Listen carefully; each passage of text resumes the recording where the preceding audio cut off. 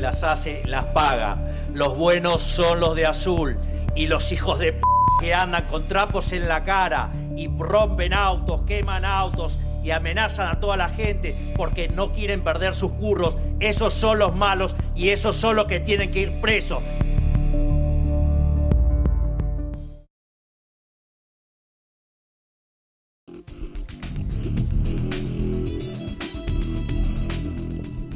Fin de semana y después empieza una semana en donde el miércoles va a ser el día clave. Porque ahí se va a escenificar otra vez un conflicto y es quién maneja el espacio público. En el contrato electoral había dos pedidos de la ciudadanía que acompañó a Milei. Manejar la economía, que estaba totalmente desmadrada, y manejar el espacio público, que estaba completamente desmadrado. Incluye también no cortar una protesta, que es un derecho constitucional, es cortar la piedra, el pañuelo, la cara tapada y el vandalismo. El gobierno se juega a cumplir con el contrato electoral y va a acelerar con los riesgos que esto supone, pero el gobierno no le teme. Nos metemos con eso. Voy a presentar a quienes me acompañan. Está Gustavo Bazán. ¿Cómo estás, Diego? Buenas noches. Gonza Asís. Buenas noches. Está Luciana Vázquez. Buenas noches, Diego. Está el doctor Roberto Picozzi, es abogado, integrante de Usina de Justicia. Y está Diego Valenzuela, que es intendente de 3 de febrero. Si yo digo Milei no frena, me parece que es bueno recordar su frase en Expo Agro. Una cosa es expresarse vía redes sociales y otra cosa es la potencia de la intención de la voz. Escuchen a Milei simplemente para saber dónde está parado el gobierno en relación con lo que pasó. Dale. Imaginen que si acelero en las curvas, ahora voy a acelerar mucho más. Volviendo al discurso. Y los hijos de puta que andan con trapos en la cara y rompen autos, queman autos y amenazan a toda la gente porque no quieren perder sus curros. Esos son los malos y esos son los que tienen que ir presos y los vamos a meter presos. Vamos a defender a la República porque no es que vienen contra mí, vienen por ustedes. ¿Qué quiere decir exactamente, Gonzalo Asís, que Milei no va a frenar? Escuchá bien esto que te voy a contar, porque es fuerte. El gobierno siente que al gobierno se le declaró una guerra. La frase textual es: nos declararon la guerra y no vamos a ceder ni un milímetro. Sigo contándote. Lo que nos están haciendo es un ataque organizado. Esto es la diferencia entre la situación actual y lo que había antes. ¿Cuál es? Ahora son especialistas en desestabilizar, son especialistas en violencia, son barras como mano de obra de la política. Y escuchá bien, las fuerzas el miércoles van a actuar. Y escuchá más todavía, vamos a controlar todos los accesos a la ciudad de Buenos Aires. La pregunta que uno le hace a la fuente es: ¿y por qué no se hizo el miércoles pasado? Porque Kicillof y Jorge Macri no colaboran. El miércoles no cedemos un milímetro, cueste lo que cueste. Información del corazón del gobierno hoy. Bien, entonces se prepara una especie de teatro bélico, de escenario bélico. Ojalá que no ocurra nada bélico, pero así lo plantea o así lo está leyendo el gobierno. Tal cual, al pie de la letra. Bien. ¿Qué pensás, Lu, de esto? No, bueno, hay claramente la construcción de un nuevo tablero. Otro concepto que surge en las filas del oficialismo es el de golpe blando. La idea de una desestabilización con distintos pasos y el episodio del miércoles como un componente, como un paso de esa serie que apunta a este golpe de Estado blando, ¿no? Esta idea de que no todos los golpes de Estado tienen que ver con una militarización de la cuestión, sino con que hay una política que intenta desestabilizar al poder ejecutivo que tiene el gobierno. Eso es nuevo como concepto en lo que va de este año y pico de gobierno de Milei. Es decir, encontrar una clara categoría política que le da sentido a esta nueva manera de concebir los distintos componentes y las distintas decisiones del gobierno. Bien. Pasaba en la política con el tema de anular los vetos o complicar en el Congreso, ¿no? También se hablaba de qué iba a pasar con el acuerdo con el fondo, pero ahora esto es explícito, es en la calle. En un ratito, Gus, quiero que me cuentes, a mí se me hace esta imagen, arriba sobre la plaza, la protesta de jubilados, con todos los barras, con todos los violentos, con todo el teatro bélico. Pero yo quiero que en un ratito pensemos qué hay abajo, que tiene que ver con la sustentabilidad del sistema jubilatorio. Tenemos que pensar que es la economía, decía alguien. ¿Cómo está armado ese sistema para saber si eso es sustentable o no? ¿Y cómo es la evolución de los ingresos de los jubilados de los últimos tiempos? ¿Te parece? Así es, sí. ¿Ahora mismo? Tírame una cifra, por favor. Bueno, básicamente el sistema previsional está totalmente distorsionado por el impacto de las moratorias. Según los últimos datos oficiales del Boletín de la Seguridad Social, del total de jubilados, el 67% accedió por algún tipo de moratoria y solamente el 33% accedió al beneficio después de haber cumplido con los dos requisitos. Te lo digo de otra manera. De aportes. El gobierno diría, no hay plata. 7 de cada 10 que están jubilados, están jubilados por alguna suerte de moratoria porque pagaron parcialmente o no pagaron los aportes. Exacto. Y después hay un dato que vamos a profundizar. Para que haya pasivos, es decir, jubilados que cobran, no es que estos jubilados cobran lo que en una cajita o en un chanchito, en una alcancía fueron poniendo durante toda la vida. No es así este sistema. El sistema es reparto. Este es el régimen en donde se necesita gente formal, trabajadores aportando, que son los que permiten que este jubilado o esta jubilada cobren. Esto tiene que tener una relación. Yo me voy a decir, pero esto es aburrido. Escuchame un minuto porque acá está la clave en esta estructura de costos, que es, si no hay al menos 3 formales aportando trabajadores, se rompe este sistema. ¿Sabes cuántos parece que hay hoy? 1.8 activos por pasivo. Así no funciona. En un rato lo vamos a ampliar. Dale. Me quiero meter con la jueza, porque de un lado está lo que el gobierno quiere hacer y de otro lado está la interpretación de la justicia. Quiero hacerles escuchar a la jueza que liberó a los detenidos y cuál es el argumento. Así lo charlamos, porque se puede repetir. Miren. Una decisión en el marco de, como dije, priorización de derechos, la Constitución, el derecho a expresarse, a manifestarse y, en paralelo, estas detenciones que no estaban siendo informadas en un control, digamos, básico de las detenciones de las personas. En esa priorización de derechos es que, bueno, esto, digamos, merece una respuesta rápida con los elementos que yo tenía, que los elementos que tenía era cómo se estaban informando. O sea, no se cumplían los requisitos básicos de información. En otro pasaje habla de que es un ejercicio constitucional el derecho a la huelga, así lo leyó la jueza que los liberó, Diego Valenzuela. La interpretación de la jueza es, no tengo elementos, A, B, estaban en una marcha constitucional en un sector vulnerable o jubilado.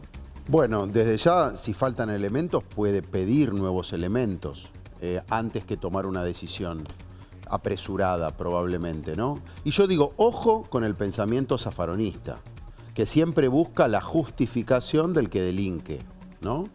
No quiero opinar sobre un fallo de la justicia, que los respeto, pero también digo, libertad de expresión y derecho a la protesta están consagrados constitucionalmente y son un valor social. Ahora, ¿no tienen límites? No hay un límite frente a la violencia premeditada, planificada, como vimos acá. Así que me parece que ojo con las decisiones livianas que terminan, además, pasándole un mal mensaje a la sociedad, que vale todo. Doctor Picozzi. Hay derechos constitucionales, los que cita la jueza son derechos constitucionales, pero no son los únicos. Hay otros derechos que son más importantes todavía. Por ejemplo, el derecho a la vida. Hay un policía que tiene un balazo en el brazo. El brazo le queda a 15, 20 centímetros del corazón. O sea, podía estar muerto. Ese derecho debería estar por encima del derecho a reunirse de esta manera, porque estos se reúnen de una manera un tanto violenta, por no decir muy violenta. Y me hace acordar lo que ocurrió en el 2017, en diciembre, que es un antecedente a tener en cuenta, porque está ocurriendo prácticamente lo mismo. 2017 tuvimos al famoso Gordo del Mortero, las 14 toneladas de piedras, y la policía desarmada. Terminó con 80 policías internados. Hoy o ayer la policía fue armada, pero maniatada y con temor. ¿Y por qué tiene temor? Porque el derecho a la reunión democrática, que yo no sé qué tiene democrático tirar piedras, está por encima del derecho de ellos a defenderse, del derecho de ellos a defender la vida del resto de la gente y defender los bienes. O sea, los derechos absolutos tienen que armonizarse con otros derechos absolutos. El derecho a la vida que tenemos todos, a la felicidad, que está en algún tratado que la Argentina firmó, es tanto o más importante que este derecho que la jueza defiende. Bien, quiero compartirles también, porque ahora se conoció toda la secuencia de ese cartucho de gas lacrimógeno que termina impactando en la cabeza del fotógrafo y se ve completa la secuencia y quiero que lo analicemos por las palabras de Patricia Bullrich y lo que significa. Vamos a verlo. Lo que ustedes van a ver en los círculos rojos es, primero, abajo, el agente de la fuerza de seguridad, ahí ya disparó. Cuando está ahí, en el medio de sus compañeros, ya disparó. Pero lo que muestran las imágenes, estas aéreas, es que efectivamente este cartucho fue disparado en horizontal. El protocolo dice, si vas a tirar un cartucho de gas lacrimógeno, tiene que ser o lo disparas al suelo o lo disparas arriba, nunca en horizontal, porque tiene letalidad. Y bueno, esto es lo que pasó. Vean ustedes en el círculo rojo el recorrido del proyectil. Por supuesto está en cámara recontralenta, a ver si lo podemos ver otra vez. Y acá viene un tema de debate, porque nadie niega el vandalismo, que eran salvajes. No sé cuántos de ellos eran barra bravas con carnet de barra bravas y con título oficial graduados de barra brava, pero eran claramente unos violentos. Esto no era meramente una marcha de jubilados, de eso no hay discusión.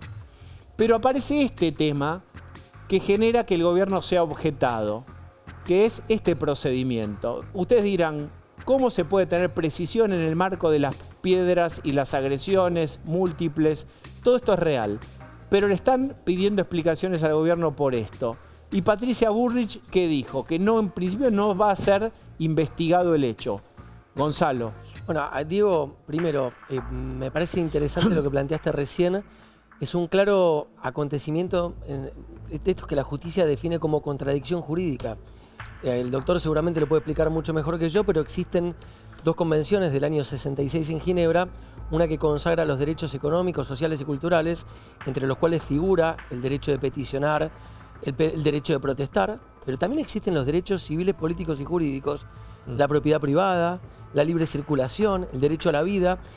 Y nos pasa en la Argentina, y creo que en muchos lugares del mundo, que la justicia no se pone de acuerdo en cuál es el derecho que tiene que estar por sobre el otro. Digo, uno puede protestar, y está muy bien, pero en la protesta uno no puede vulnerar el derecho de otra persona. Hay un acontecimiento, digo, que para mí fue emblemático en la Argentina, que fue lo ocurrido en el Parque Indoamericano, donde tenía gente que no tenía dónde vivir. El derecho a la vivienda digna es un derecho consagrado, pero al mismo tiempo no podés vulnerar la propiedad privada en la consagración del derecho anterior. Acá me parece, Diego, que estamos en una situación muy parecida.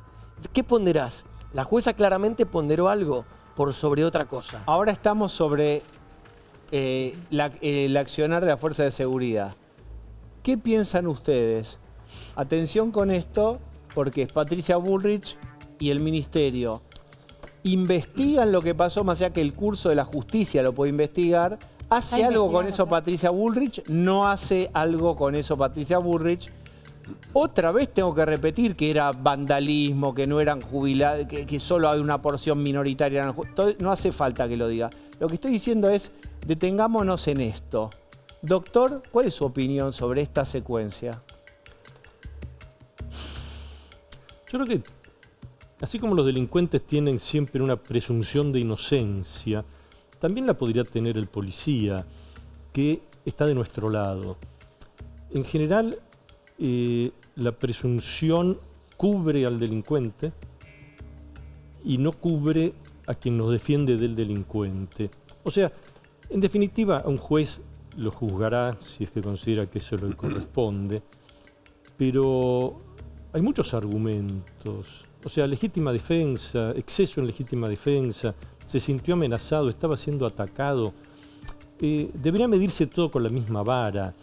La misma vara, ni siquiera, perdón, debería haber una vara más benévola en favor de quienes nos defienden y una vara más rígida y más estricta en favor de quienes nos atacan. ¿No debería ser al revés? Porque el Estado tiene un poder que los particulares, aun cuando estén cometiendo delitos extremos, no tiene. El Estado no debería ser exigido todavía aún más en el grado de responsabilidad con el que ejerce sus deberes. No creo. Tal vez tengas razón en la parte económica, si querés, que si hay un daño que se lo reclamen, pero cuando un barra brava se enfrenta con un policía, ¿por qué tiene el barra bravo, el delincuente, que tener todas las presunciones en su favor? O sea, si dispara, dirán que es abuso de arma, no tentativa de homicidio. Si le pegan, como en este caso en un brazo al policía, tal vez digan que son lesiones leves y no tentativa de homicidio. Ahora, el policía que disparó, que para mí se equivocó, pero estaba asustado, no lo sé, no lo juzgo, no lo conozco. ¿En qué se equivocó? Y por ahí, en vez de tirar para arriba o para abajo, tiró derecho. Pero eso lo determinará un juez, pero tiene que tener el mismo régimen que el otro. El policía no es el Estado, el policía es un ser humano al cual el Estado le paga un sueldo y lo pone para defendernos. Y tenemos que confiar en ellos, porque si no confiamos en ellos, ¿en quién vamos a confiar? Confiar en ellos no significa confiar ciegamente y tontamente, significa seleccionarlos bien, pero una vez que están seleccionados, tienen que tener el respaldo de la sociedad de que lo que hagan va a tener una presunción de legitimidad, no de que son, cuando disparan, asesinos. Bien. ¿Diego? Sí, la policía tiene que sentirse respaldada. No estoy para hacer hablando de su esto trabajo. porque el miércoles digamos, es partido y revancha esto. No sé si Lo que para cómo mí- plantearlo, pero ya está todo armado otra Lo vez. que para mí está claro, primero es que la policía fue agredida, que hubo premeditación, que se buscó la violencia, porque lo mismo que pasó con Macri. ¿No le llama la atención que pasó con Macri y pasa con Milei? Acá hay un patrón. Absolutamente. Obviamente, si la justicia tiene que investigar esto, que lo investigue, pero no perdamos el eje del respaldo de la fuerza de seguridad haciendo su trabajo, de la sociedad y de las autoridades políticas. Diego, perdón, si hubo premeditación, uno no tiene que esperar del Ministerio de Seguridad profesionalismo para tratar justamente de evitar que lleguen a la zona de Congreso como mínimo. Es que yo creo que se trabajó con profesionalismo, después hay cuestiones No, pero para logísticas, evitar, de para que ni siquiera organización, lleguen al Congreso. también de coordinación con otros gobiernos, porque el AMBA es algo complejo. Vos tenés el Estado federal, que está arriba, pero después tenés dos jurisdicciones, la ciudad y la provincia. Y los accesos son como de todos. Sí, pero mira, Constitución es federal, Retiro es federal, el Puente Porredón es federal, eso es nacional, no es compartido. Sí, bueno, pero por algún lado entras a esos lugares. Entonces lo que digo es, hay que organizarse lo mejor posible para que el miércoles que viene no ganen, como dijo hoy Milei, los malos. Porque ya la vimos la vimos con Macri y ahora de nuevo, yo digo con todas las letras, hay un intento, un plan de desestabilización. No quieren dejar gobernar al presidente o al equipo que eligió la mayoría de los argentinos. No pudieron con los piqueteros porque fracasaron y hoy no hay piquete porque se cortó toda la logística de los planes. Y ahora vienen con los barras usando una causa noble y justificada, que es la de los jubilados, que dicho sea de paso, no es que ahora están con problemas de salario real, lo estuvieron siempre y con Alberto perdieron un montón. Yo creo que es para observar, porque es como una especie de novedad. En general se manifestaban los movimientos sociales o los gremios, o suponete los universitarios, o suponete que parte de la sociedad civil. La locura que estamos viviendo es que los que están ahora siendo el ariete son tipos violentos, pero además con título de violento. Eso es muy importante. No importa si son 4 barras oficiales titulados en el Harvard del barra bravismo y el resto son violentos rasos. Gente violenta, esos se encabezaron y acompañaron. Es una escalada de mucha negatividad de los actores que protagonizan estos eventos violentos de desestabilización. Ahora los barra, que llegan al lugar cantando la marcha peronista y llegan con una actitud violenta. ¿Por qué? Porque perdieron legitimidad para hacer la protesta a los otros actores que mencionaste, los gremios y los piqueteros, los movimientos sociales. Hoy ya salen a la calle y no tienen legitimidad para la protesta, porque las batallas que dieron las perdieron, o por lo menos por ahora es así. Lu. Yo te pregunto, Diego, si no hay, porque además sos historiador, si no hay una diferencia importante entre lo sucedido en la Plaza de Diciembre de 2017 y esta, que es, aquella plaza fue muy claramente destituyente, sobre todo porque dentro del Congreso se discutía el tema de la ley de jubilatoria, la reforma previsional, y lo que sucedía en la plaza, que fue mucho más masivo y escalado a la enésima potencia comparado con lo que sucedió en esta plaza del miércoles, intentaba frenar esa sesión. Es decir, había una voluntad de interferir en la marcha de la democracia y de la discusión parlamentaria. Esto parece ser otra escena, porque comparado con aquella es menor en términos de cantidad y de escalada, y porque lo que sucedía dentro del Congreso no tiene nada que ver con lo que sucedía fuera de la plaza. Es decir, no era una plaza armada para frenar lo que sucedía adentro del Congreso. Entonces, lo que yo te quiero preguntar, Diego, es esto. Pero, dale. Entonces, ¿por qué está tan claro? Es decir, no escuchamos en aquel diciembre de 2017 una narrativa tan consolidada en torno a golpe de Estado, a golpe blando, como ahora. ¿No? Ahora hay una idea, vos mismo estás diciendo, hay una voluntad de desestabilizar. ¿Por qué si aquella escalada fue tan grande no se escuchó allá y se escucha ahora? Bueno, más allá de los condimentos, yo veo el patrón, que es cuando hay un gobierno que va a fondo con reformas que afectan a ciertos actores, los actores buscan la manera de reaccionar, que es lo que estamos viendo ahora. Más allá de que la temática sea distinta y antes era una reforma previsional, hoy lo que nosotros vemos es que como el gobierno avanza y no pudieron bloquear lo que se intentó con varios vetos, con un gobierno que tiene muy pocos legisladores y aún así progresa legislativamente, desde la impotencia lo que se busca es la escalada violenta. Y me parece que ahí, más allá de las pertenencias partidarias, lo que tenemos que preservar es el Estado de Derecho y la democracia y lo que votó la gente, limitando cualquier tipo de violencia, que a algunos parece justificar. Eso es lo que a mí me duele. ¿Vos qué pensás, Gonza? Yo tengo una mirada sobre lo que plantea Luciana, es interesante. Yo coincido en el hecho de que hay un mismo patrón, y el patrón es generar caos, generar violencia para terminar de consolidar una etiqueta de autoritario, represor. Es la actualización del Falcon Verde. Cada vez que no es peronista es formas de Falcon Verde.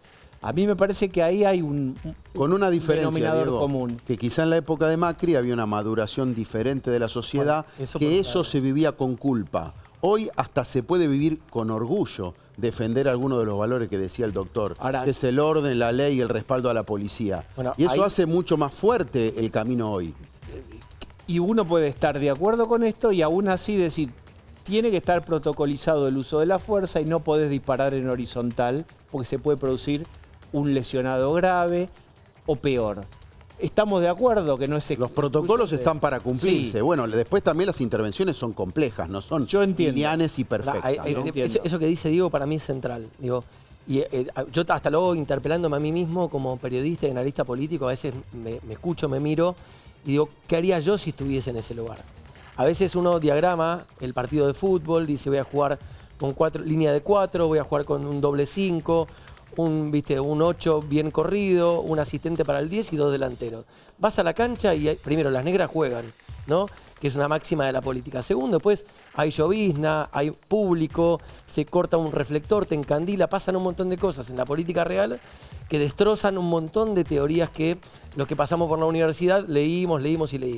Y después me parece muy interesante esto. Milei revisa mucho lo que le pasó a Macri por, comillas, no es Gonzalo Asís, SIC, debilidad política, por no ser más grosero en las palabras.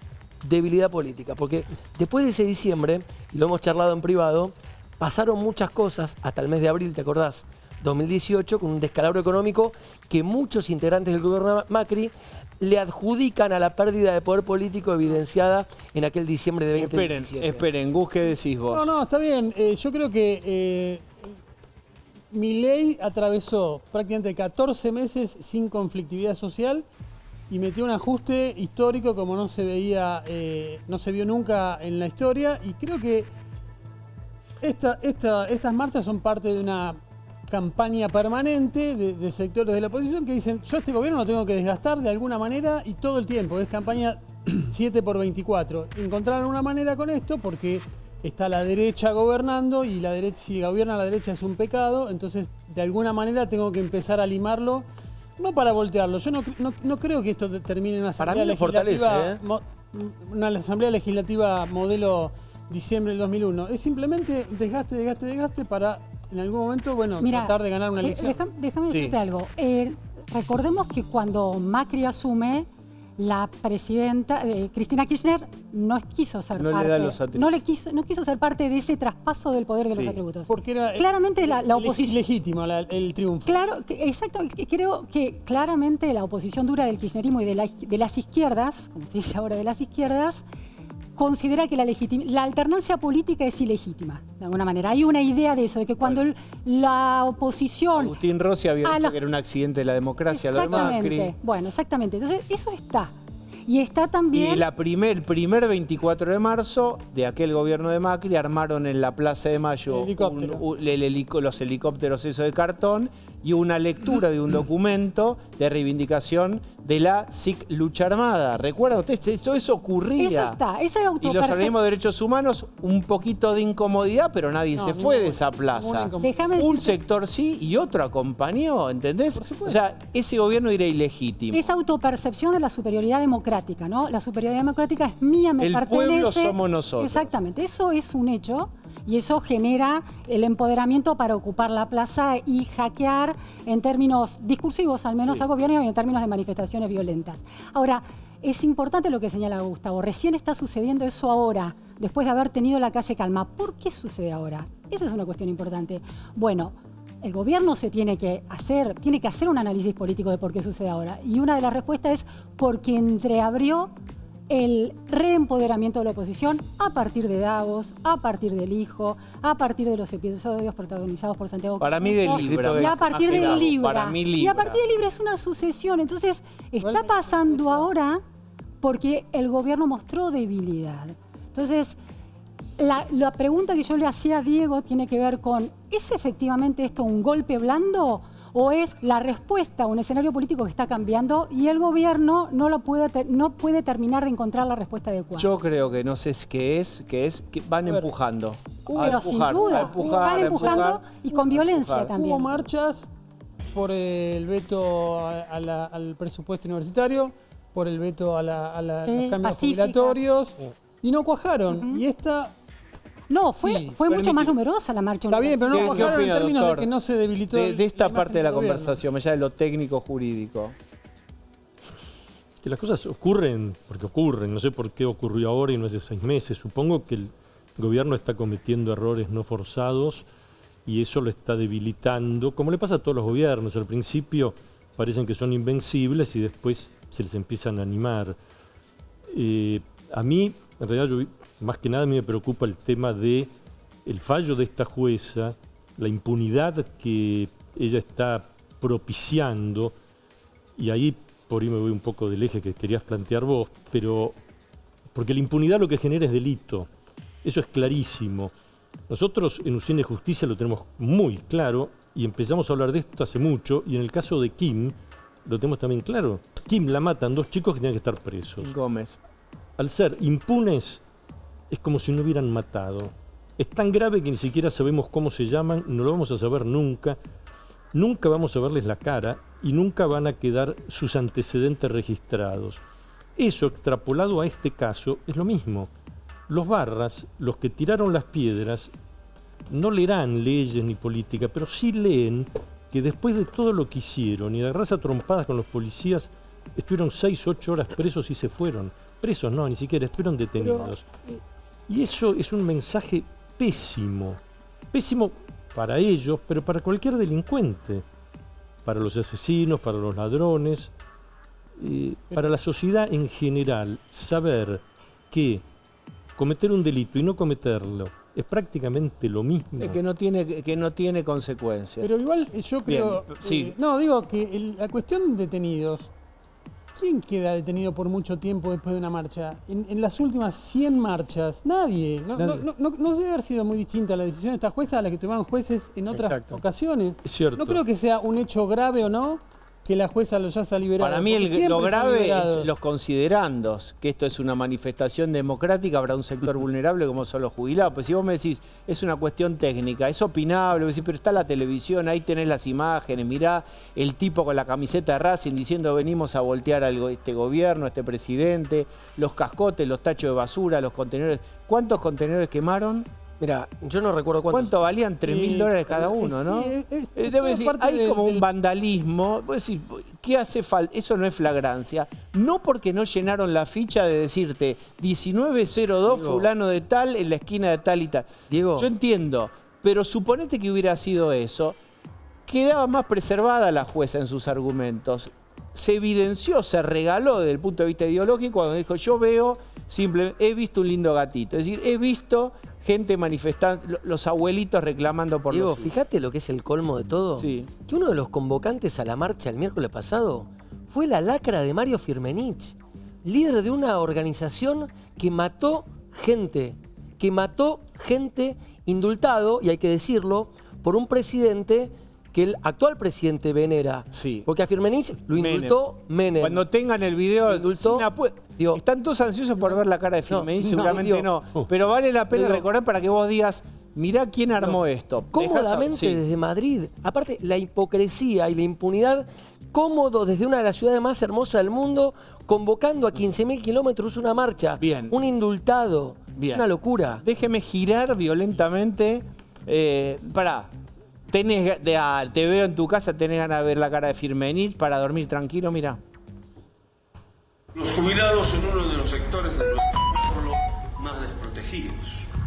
Las hinchadas de fútbol se están pronunciando solidariamente con la defensa de nuestros jubilados. Los hinchas de nuestros clubes sociales y deportivos unidos somos el pueblo argentino. Todos tenemos el deber de apoyar los derechos de nuestros compatriotas a una jubilación digna, al acceso a sus remedios, a una buena atención médica. Como hincha del Racing Club de Avellaneda, me solidarizo con el acompañamiento de todas las hinchadas a los jubilados el próximo miércoles 12 de marzo, frente al Congreso Nacional, a las 17 horas. Un ser de luz. Parece que hubiera estado en Luna de Avellaneda. Es Va un a convocar protagonista para de el Luna de partido. Avellaneda. Los clubes de Genio. fútbol, una cosa de una romantización. Hermoso. Va a Hermoso. compartir- Pobres Milito y Lacunza, va a ¿no? con- va a convocar para el partido revancha. ¿Me permiten girar un poquito? Vamos a hablar del fondo de la cuestión. Lo más aburrido, pero lo más importante, que es ¿cómo se paga una jubilación?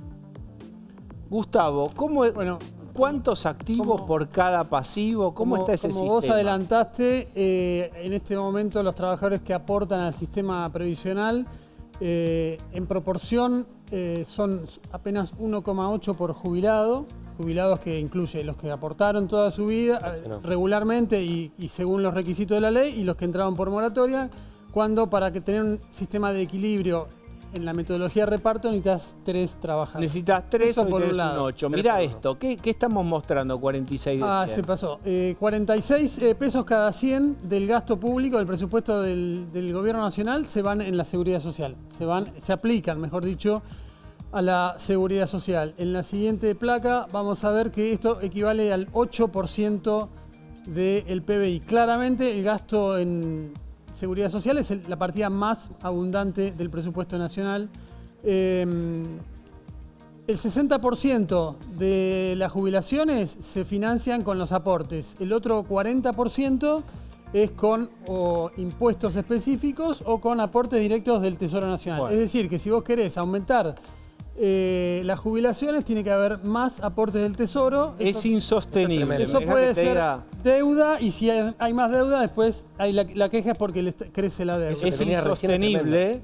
Y además el la 67 mitad de los trabajadores entre 40 y 50 está en negro. O sea, Claro, la gente que tendría está que bien, trabaja y ahí- podría aportar, Bueno, no contamos pero con yo, ellos. si me permitís, y entre comillas voy a hablar a favor del trabajo en negro.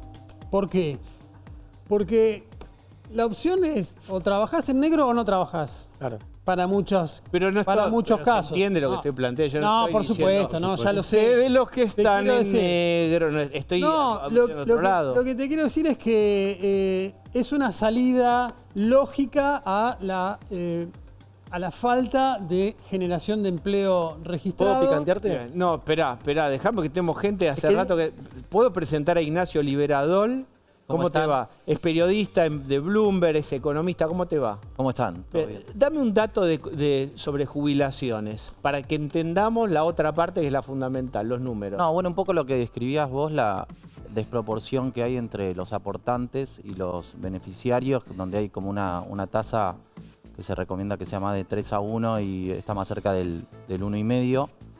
Pero creo que esto es recurrente y es algo que le pasa por el envejecimiento poblacional a todos los países, ¿no? En Argentina es por ahí más crítico por el déficit fiscal recurrente que tuvo en los últimos años. Entonces es un agujero negro en donde nunca se encontró una solución y de hecho todas las soluciones obviamente que se ven sobre ese lado siempre son muy impopulares y todos los gobiernos pagan costos políticos muy altos para solucionarlos. Hay todo un tema, por ejemplo, un debate que nunca se lleva adelante, que es el FGS, que tiene acciones de empresas argentinas, que ¿Qué es prácticamente el no se FGS? puede... Es el fondo de, digamos, todos los activos que tiene la ANSES, los administra, ¿no? O sea, Y los que heredó los la tiene- CFJP. Exacto. Fondo de garantía Y- y sustentabilidad. Los tiene invertidos en compañías, el Estado es propietario de muchas compañías grandes, tiene una participación y las empresas no tienen no ven como positivo que esté presente el Estado sentado en el directorio y estarían muy dispuestas a comprarle quizá esa tenencia al FGS y el FGS se podría hacer de fondos, pero nunca se pudo discutir eso porque es un tema muy sensible, ¿no? De hecho, el FGS no hizo absolutamente nada desde que llegó Milei. No hay ningún plan que se haya instrumentado sobre la administración de los activos de los jubilados. Bueno, ahí tenemos la cuestión de fondo. Muy tedioso y muy fundamental. Como todo, el mundo está manejado por las planillas, es así. Vos cotizas Déjame un recordarte- rumbo de un país con una Déjame planilla. recordarte, Lamentablemente es así. La queja de, digamos, el origen de la protesta, el origen, digamos, económico, es el cambio de fórmula de ajuste que aplicó este gobierno a principios de año, pero después de un año, las jubilaciones, digamos, las que no entraron por moratoria, ganaron 11% en poder de compra real.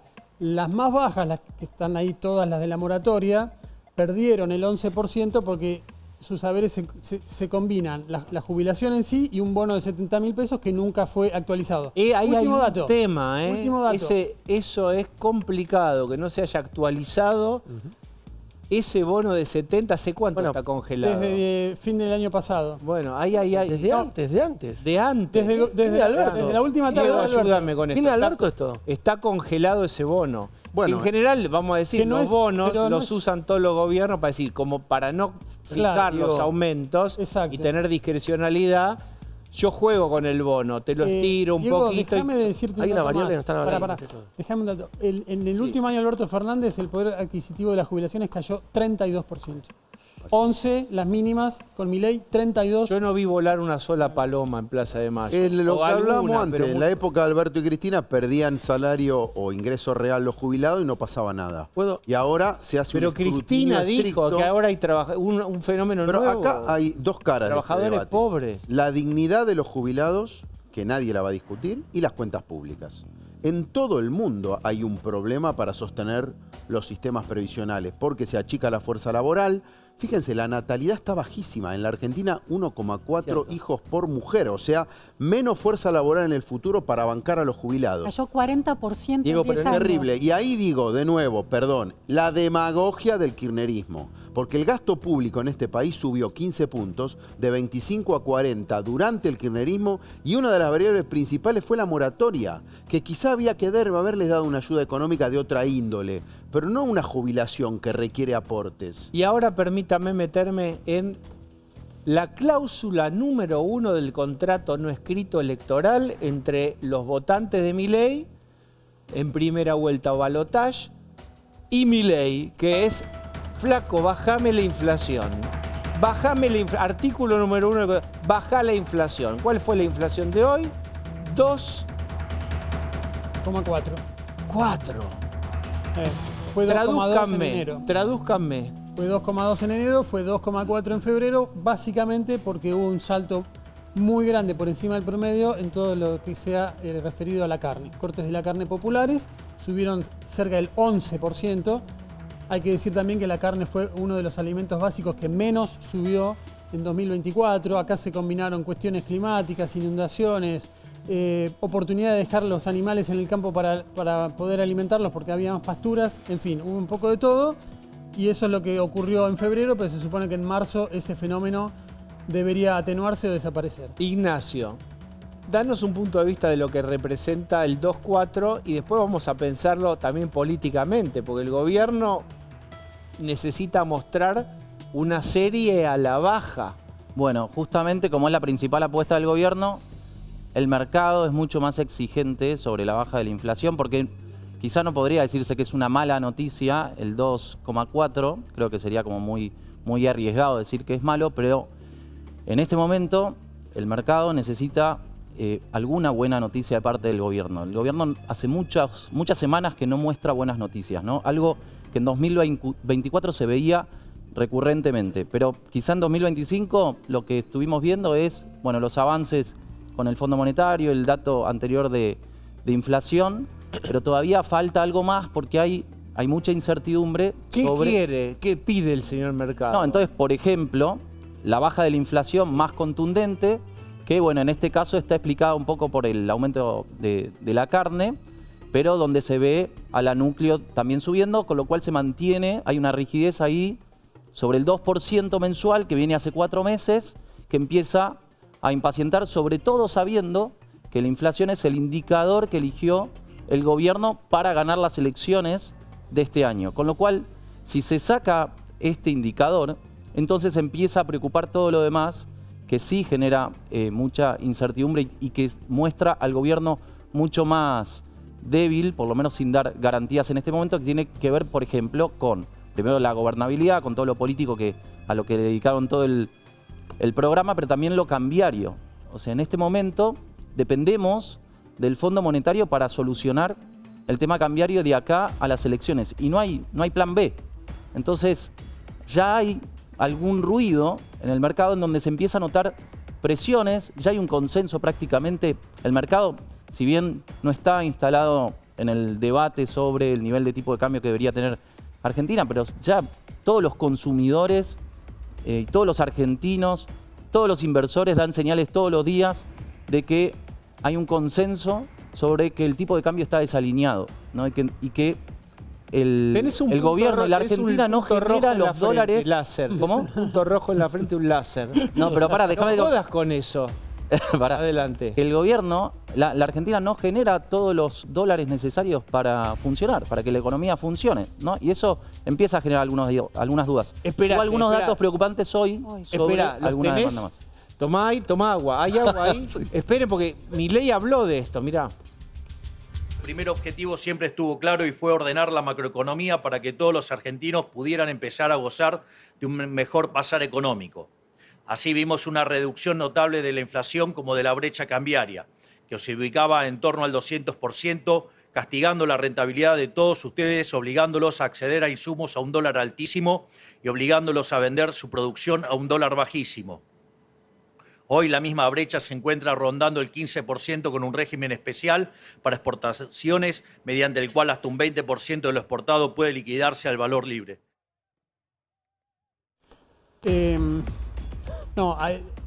Ahí Ignacio acaba de decir el tema de que al gobierno se le acabaron, por lo menos en las últimas semanas, las buenas noticias. Hay un economista que lo hemos mencionado acá, que se llama Martín Rosada, profesor de econometría de la Universidad de Itela, que viene haciendo un seguimiento mensual de la evolución de la pobreza en la Argentina. Él anticipó que había saltado al 52% en marzo, cuando la recesión arreciaba junto con la inflación. Hoy, después de conocerse los datos de la inflación y de la canasta básica, el profesor Martín Rosada proyecta que estamos en un nivel de pobreza hoy cercano al 35%. Igual es un montón, che. Venimos del 52 y Alberto Fernández lo dejó en 40-42. Por eso, ¿de dónde terminó el gobierno anterior? 42 más o menos. Después vino la devaluación, ¿a cuánto subió? 52. Y ahora la Ditela 36, 55, 35, 36. Para la Ditela 56. igual es un ¿Cómo montón, para la es un Ditela montón. 55.9 dio Ditela en ese momento. ¿Sí? Ah, bueno, en aquel momento. Lo digo por el Ignacio. profesor. Ah, sí. Sí, me refiero a los catalizadores Por que supuesto. está esperando el mercado, ¿no? O sea, No, desde ya. no hablo de que directamente no hay ningún indicador bueno para mostrar, pero todo lo que está esperando el mercado, la Equilibrio verdad es que... fiscal no mira el señor mercado. No Sí, pero ya es algo descontado. Ya prácticamente el gobierno logró un déficit fiscal que desapareció directamente, ya no es una preocupación.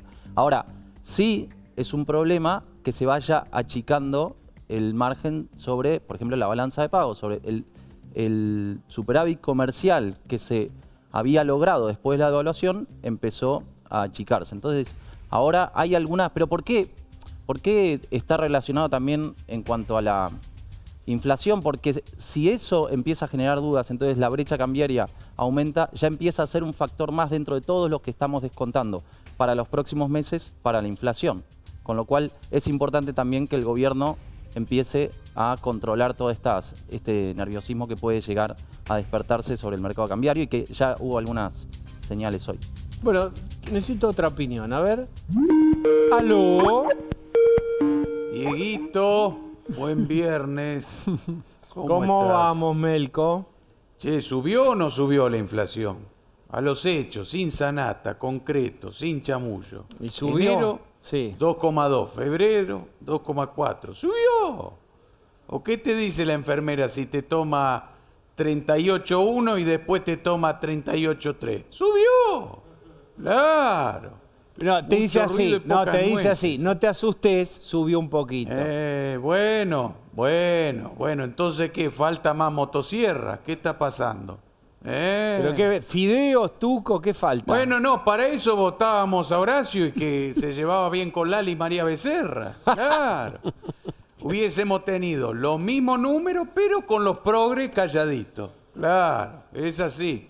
Menos mal que no me tocó ser ministro de Patricia, porque ahí sí que un mes que no bajaba la inflación, ping, pum, pam, ¿sabe qué? Palazo, me hubiese dado. ¿Viste cómo es Patricia? Guarda. Cuidado porque tácate. Pero bueno, la voy a dejar pasar porque yo antes que nada soy buena leche. Vos me conocés.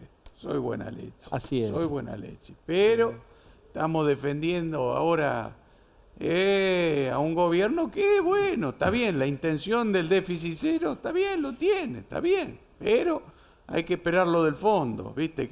Cambian los papelitos de colores del central por dólares de verdad. Bueno, está bien, la quiero ver. La quiero ver. Tenés una especie de veranito, pero a no agrandarse, porque la guerra de las tarifas está promoviendo ahora este amigo, no sé si es amigo todavía, Trump. ¿Somos amigos? Bueno, está metiendo ruido. Hoy más o menos anduvieron bien las bolsas en el mundo, pero este último mes más madera. Wall Street últimamente viene color gorrita maga, Claro. ¿Cuál? Por si no se entendió en castellano. Rojo, Rojo. colorado, Rojo. carmesí, Perdón, Carlos, escarlata. perdón. Gorrita maga. Carlata. ¿Gorrita? Maga, Ah, Meika, Maga, La de Maga, atrás, Maga. la de atrás. Perdón, Carlos, perdón. ¿Quién? ¿Quién preguntó? Bazán. Gonzalo, Gonzalo. Bazán. Gonzalo, vos que fuiste a una universidad no sabés lo que es una Pero yo gorrita sí, maga. pero fue Bazán el que no claro. sabía. Claro, Él fue a la claro. universidad. No, como fuiste a la universidad, Sí, no, vos me escuchás- quedé con claro, ese porque dato que dije, bueno. Esperá Si un fue a poquito. una universidad, sí, Espérate un dale. poquito, Hizo espérate un poquito. posgrado, hizo posgrado. Espérate un poquito. Claro. Los que fuimos a... ¿Vos fuiste a la universidad? Orgulloso egresado de la Universidad de Buenos Aires. De la sí. educación pública, hijo de la educación Y de pública. la Universidad Sí, Austral sí. y de la Por Complutense de Madrid. contrato lo tiene que decir 2 veces por semana. El año pasado eran las universidades, ¿te acordás? Ahora nadie, ¿quién mierda le importa? Nadie. Ahora son los jubilados. Bueno, dale. ¿Qué hacemos? ¿Subimos la edad jubilatoria? Pagá el costo a ver. político. Claro. ¿Vuelve algún tipo de FJP o de caja privada? Hablemos de la verdad, porque si no todo chamullo, todo, los pobres abuelos, me pongo a llorar compungido, dale. Había uno Seguimos con tu camiseta, la camiseta de Racing, no sé si lo tenemos, si la producción Mirá. lo tiene, y quiero que me hables de un hincha de Racing, ¿lo Hincha tenemos? caracterizado. Sí. Cuando me A digan, ver. dale, pues, te quiero mostrar, dale, porque sí. no sé si era hincha de Racing Sí. o estaba disfrazado de hincha de Racing y en realidad estaba para empujarlo a Milei. Pero hubo de todo. Míralo, Melco, míralo. Hoy lo empezamos a echar a Milei. Hoy lo empezamos, hoy la calle lo empieza a echar a Milei. Se Clásico. tienen que ir estos hijos de puta. Y también la situación está en apoyo para los jubilados. ¿Qué tiene para decir sobre ello? Buscar a los jubilados porque estamos podridos que le peguen a los viejos. ¿Cómo le van a pegar a los viejos? Bien. Ese es tuyo, de Racing. Sí, bueno, y bueno. Hay que Vos quisiste llegar a la presidencia, hay que bancarse la puteada. Es así. Todavía me acuerdo, no sin dolor, cuando vos le llevaste a Fantino todas las hojas así, todo espiralado, cosa que el mundo analógico, una carpeta, y dijiste que lo único que te dolía, ¿qué era? Los pibes. Los pibes que se van a la mierda. Que nos ven zanatear en cámara y dicen, sí, me voy a la mierda. Me duele por los pibes. Por los pibes. Suerte, Toto Caputo. Espero que Todo esta vez este haga plan bien que los tenía, cálculos. el plan que tenía, sino la carpeta. Claro, pero viste cómo son las cosas. Igual en había este país en otro- 2 minutos la cosa se enrarece, empiezan las llamaradas en todos los canales de noticias y Franklin te pica por la derecha y por la izquierda como Julián Álvarez y no lo agarras más. Pero ojalá no pase, por Dios y la vida. No pase. Bueno, Melco. Claro. Bueno, ¿Qué le Melco, vamos a te mando un abrazo. Gracias, gran abrazo para ustedes. Cuidado. Bien. Bueno, estimado Ignacio, entonces vamos a ver, vamos a hacer un semáforo final con vos. Sumate. Sí, claro. Denme un verde, un amarillo, un rojo. Si hay rojo, no fuercen los colores. El que hay, vamos. No, De la economía. no conozco la dinámica, pero es con respecto al dato de inflación. ¿O? Con lo que la economía. No, amarillo. En este momento, claramente, hay mucho por despejar para los próximos meses. La previa electoral es muy larga para el gobierno. Hay muchas cosas que tienen que despejar para que la suerte en las elecciones le juegue a favor. Bien. ¿Quién quiere? Ahí, él dio un amarillo. ¿Valenzuela queda en economía?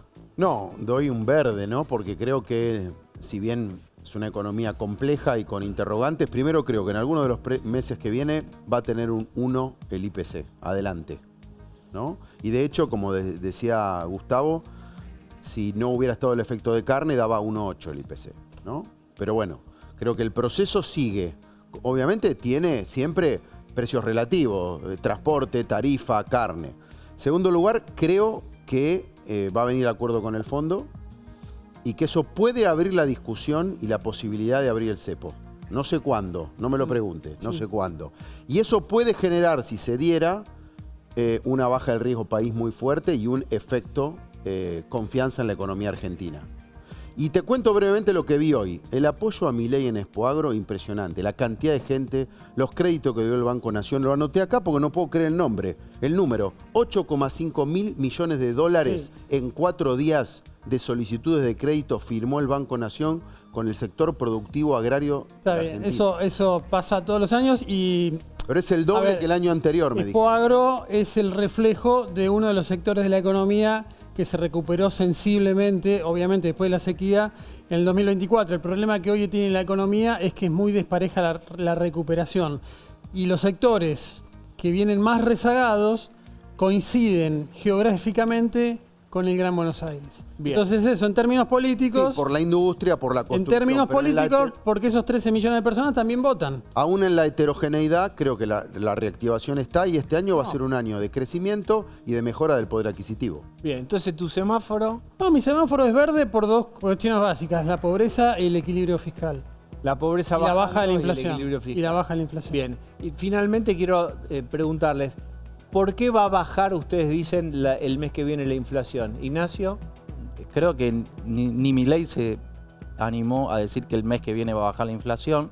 Habló sí de que se iba a perforar el nivel del 2 para abril y para mayo, ¿no? Porque hay cuestiones estacionales que pueden hacer que en marzo haya alguna sorpresa ahí. Bien. ¿Cuánto impacta el dólar? Porque el dólar está ahí.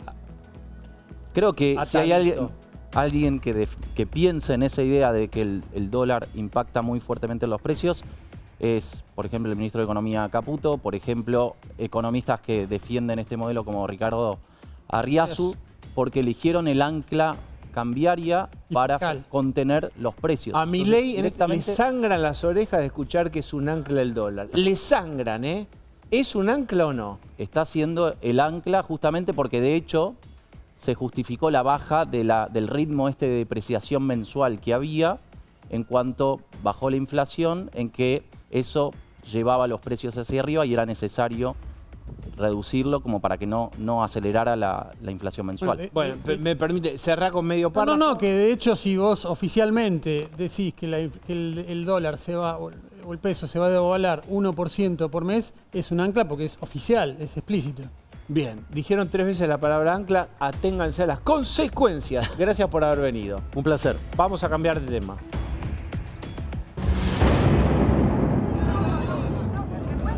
Toma protagonismo también el juicio por la muerte de Maradona. Esto está ocurriendo en San Isidro. El streaming en vivo, 7 acusados, 192 testigos. La sospecha de un homicidio.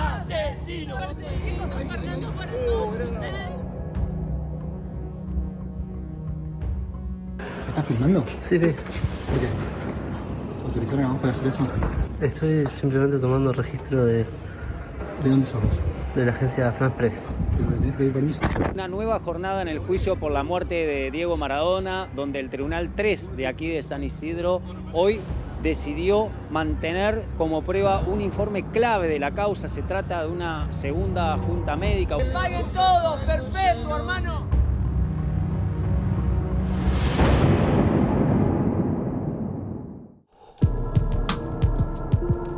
Maradona era inmortal, parecía así, pero en 2020 murió y de la peor manera.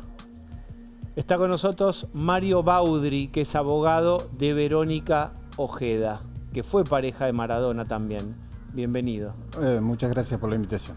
Bueno, vos además sos pareja de Verónica. Sí, yo soy abogado de Dieguito Fernando. O sea, Verónica tiene injerencia en el proceso solamente por su representación de su hijo menor. Porque Dieguito en este momento tiene 12 años, tenía 8 en el momento de fallecimiento. ¿Cuál es la hipótesis transformada en denuncia y carátula? ¿Que Maradona se murió porque lo dejaron morir a propósito? ¿Porque se murió por mala praxis? Te cuento. La carátula está por homicidio con dolo eventual, y vos que sos un profesional de la salud me vas a entender.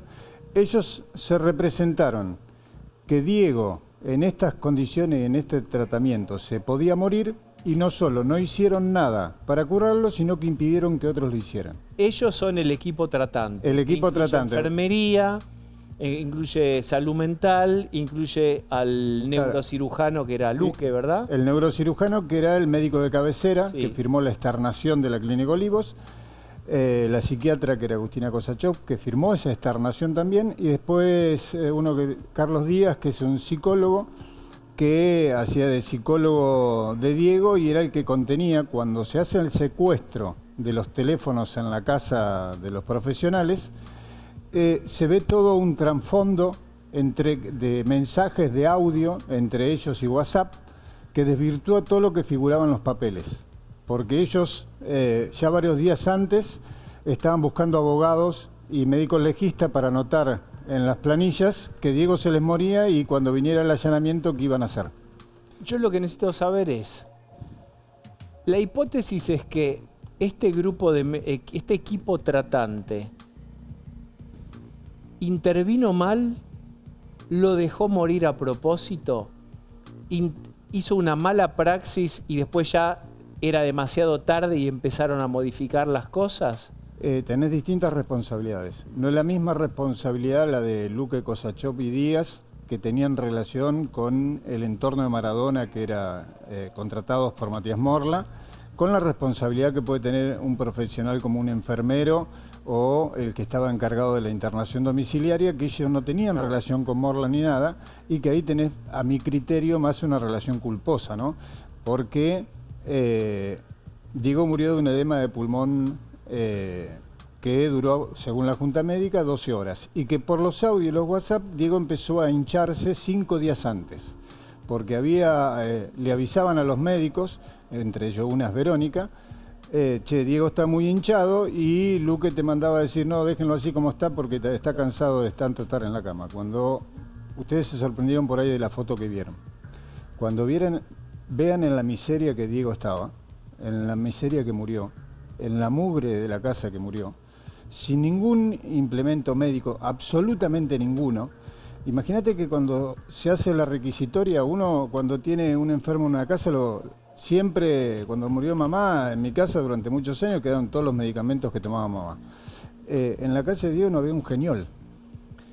¿Podemos entender esto? Esto es por desidia.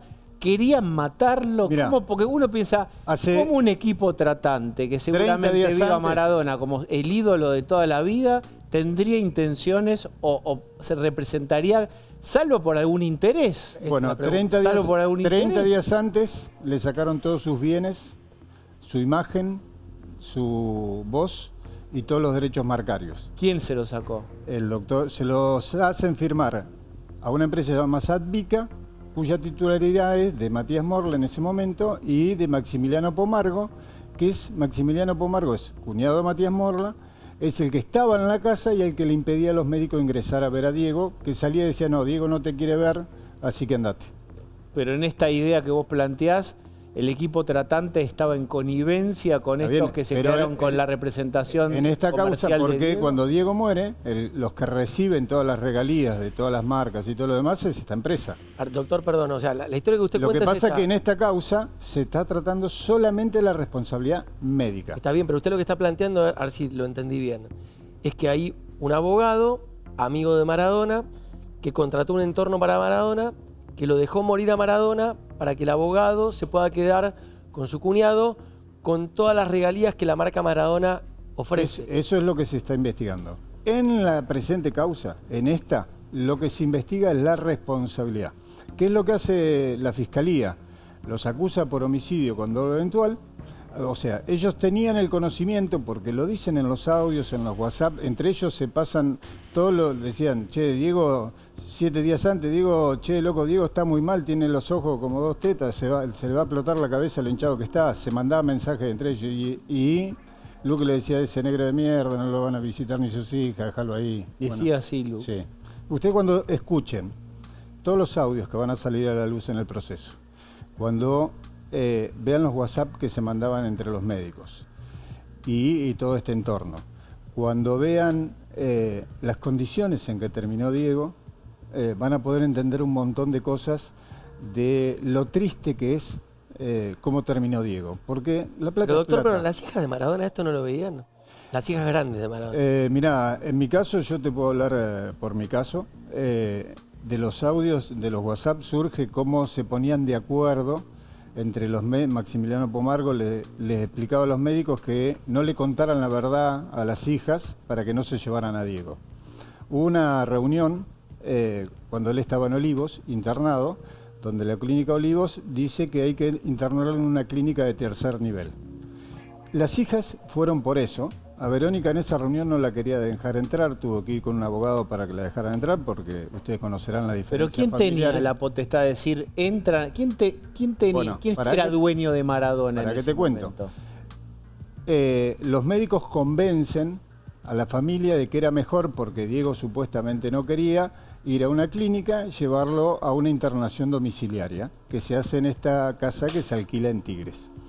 Cuando se hace el allanamiento y se secuestran los teléfonos, cuando se bajan los audios, se lo escucha y se lee por los WhatsApp a Maximiliano Pomargo, llamar a Luque y a Díaz, diciéndole, che, hay que convencer a la familia para que no se lleven a Diego porque perdemos toda la plata. Y si ustedes logran convencer a la familia, hay dinero, o sea, hay plata. Porque esa internación domiciliaria era una estructura que tenía aranceles con los que ganaban todos ellos. Perdían el control total de Diego, y si Yanina se lo llevaba a su casa como quería, también. Y paradójicamente, vos fijate que uno de los médicos graba la conversación, que no es esto que están imputados, y dice, señor, mire, acá está lo que dijo Luque y Kosachov en el expediente, acá dice que iba a haber una internación domiciliaria. Pero una cosa es querer mandar, una cosa es retenerlo en una internación domiciliaria, pero otra cosa es retenerlo, pero no atenderlo, desidia con riesgo de muerte. ¿Para qué harían eso? Bueno, es lo que la justicia se está preguntando y está tirando del hilito. Nosotros quisimos tirar del hilo mucho antes, los fiscales no nos dejaron, entonces hoy tenés algunos que pueden ir condenados por homicidio con dolo eventual, o en el caso que vos decís, abandono persona seguida de muerte. ¿Cómo? O en su caso, alguno tendrá responsabilidad culposa, ¿no? Por no haber hecho lo que tenía que hacer. ¿Ese entorno necesitaba de la muerte de Diego Maradona para poder quedarse con esas regalías? Y ya no lo necesitaban más y ya eran los dueños de las regalías. O sea que hoy Morla es el dueño de todo lo que la marca Maradona usufructúa. En Europa nosotros ganamos el juicio, con lo cual ya pertenece a los hijos. En Chile lo quisieron inscribir con la empresa esta Sadvica y la justicia de Chile determinó que era para los hijos. Litigar en todas Argentina? En Argentina estábamos con una medida cautelar hace 4 años y como la justicia argentina siempre tiene sus tiempos distintos, venimos peleándola, pero el doctor Morla y Maximiliano Pomargo le cedieron hace 2 años, 1 año y pico, a las hermanas de Diego, supuestamente, entre comillas, las acciones, porque cada vez que hay alguna disputa de marca siempre aparecen los abogados de Morla. ¿Genera la marca Maradona mucho dinero hoy día? Hoy ya no. Pero, ¿no? ¿Nada? No, genera, pero no en los términos, porque vos para tener una marca que sea exitosa no tenés que tener conflictos. Si vos tenés todos los días conflictos atrás de una marca, como lo que generamos nosotros... ¿Pero en qué cosas está la marca Maradona que genera dinero? De tener cervezas, vino, ropa, ahora viene el Mundial, tenés infinidad en todo lo que es Asia... Tenés restaurante por todos lados, tenés... En su momento, ¿cuánta guita generaba eso? Y Diego, el día que murió, nosotros reconstruimos su patrimonio y tendría más o menos unos 70 millones de dólares. ¿Cuándo murió? La herencia llegaron 4 millones. Eso fue lo que se repartió en la herencia. Bueno, esto es lo impactante, y lo impactante también es las imágenes de la habitación, el lugar, esa casa... muy por debajo de lo que Maradona fue en la vida, muy por debajo en las condiciones, en lo edilicio, de lo que parecía que además Maradona o su familia podían pagar. ¿Cómo fue que terminó en esa casa del Tigre con tan poco equipamiento? Fue una decisión de los apoderados. Ellos en ese audio de la clínica dicen todos los equipos que van a llevar, que van a poner una ambulancia en la puerta, que llevan toda la aparatología que tiene ECO, que es una empresa de Swiss Medical, pero eso no se cumple y los médicos nunca lo piden. La última y muy breve. Yo recuerdo que Luque tenía muy buen vínculo con Maradona, o era como el médico de cabecera, todo esto antes de todo el desenlace. ¿Por qué Luque querría abandonarlo como paciente y empujarlo a un tobogán a Maradona? Y eso se lo tendría. Si es tu paciente estrella por siempre, sos el médico que salvó a Maradona. ¿Para qué haría esto? Y tendrían que preguntárselo a él, porque en las explicaciones que hay en la causa no surge eso. Y cuando él lo trata de negro de mierda y hay infinidad de audios despectivos hacia Diego, él no demuestra ese amor que vos enunciás hacia Diego. Es Bien. por el contrario. Baudry, gracias por haber venido. No, gracias a ustedes por el respeto. ¿Breve tanda? Sí, breve tanda, vamos.